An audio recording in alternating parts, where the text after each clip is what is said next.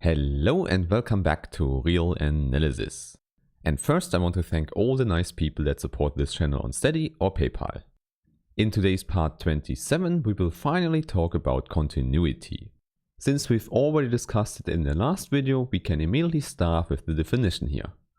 So what we need here is a function f with domain I, where I can be any subset of the real numbers. And now this function is called continuous at a given point x0 if first the limit of the function f as x tends to x0 exists, and secondly it should be the same as f of x0. Here it's important to remember that this is indeed a local property. This means that if you have a graph like this, you would fix a point x0 and you would zoom in at this point and look what happens. Also, you already know in the definition of the limit we have two directions. So what happens when we come from the left hand side and what happens when we come from the right hand side. And when both approximations go through the value at this point, we say that the function is continuous at this point. So for this definition it only matters what the function does around this point. And for this reason we have to talk about a special case that can occur. Of course, it can happen that the domain I is not an interval. This means there could be some holes in the domain of definition. Therefore, for example, at this point we only would have the right limit. Which is of course not a problem because the whole limit still exists. It just gets simpler because we only have to look at one direction. However, what happens when this direction also does not exist? In this case, the limit symbol here does not make any sense. Hence, for such an isolated point in the domain I, we need another definition. Now here please recall, continuity should exclude jumps we could have in the graph. And of course, for such an isolated point here, a jump in the y direction cannot happen. Or in other words, when you zoom in at this point, there is nothing around. Or to put it in other words, if you zoom in at this point, you see there's nothing around this point. Therefore, for such points, we also call the function f continuous at this point.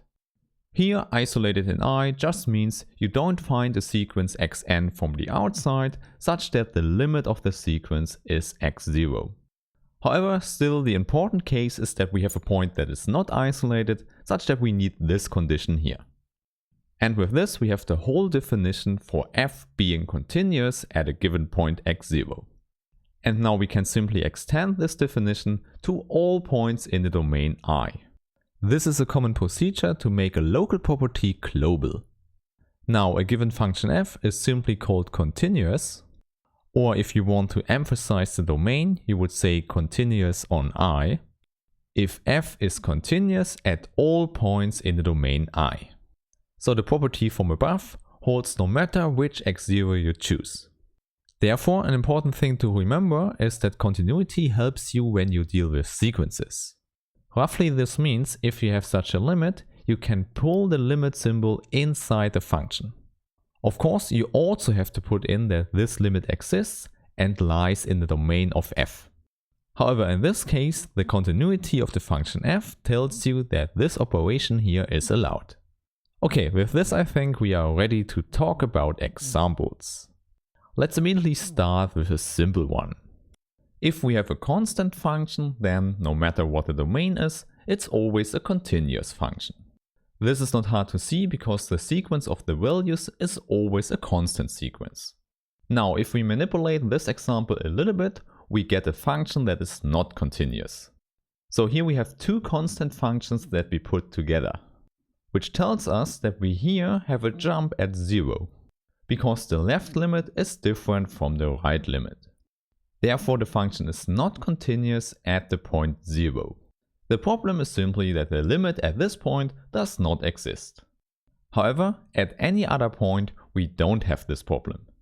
Hence we have continuity everywhere else except at 0. Okay, next let's look at a similar example. Here we just change the value 0 at one point. And we already know this from the last video. Therefore we already know the result here, it's not continuous at the point 0. You already see the jump here. However, now the limit exists at this point, but it's not the same as the value at the point 0.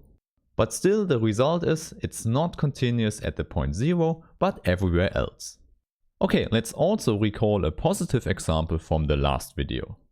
This is just a general polynomial which can be defined on the whole real number line. And it can be written in this form where we have coefficients ak. And now you know we have already showed by using the limit theorems for sequences that we have continuity at all points. Or more explicitly, we have shown that the limit x to x0 is the same as f of x0. Therefore, such a polynomial never has jumps. So this is a very nice and important example of a continuous function. A straightforward generalization of such a polynomial is a so-called rational function. And it is also a continuous function everywhere where we usually define it. The definition is simply given by a fraction where we have one polynomial in the numerator and another one in the denominator. And for this reason, in the domain of definition, we have to exclude the points where q of x is 0. However, then we get out a nice continuous function. Indeed, it's not hard to show the equality here, we just have to use the limit theorems again.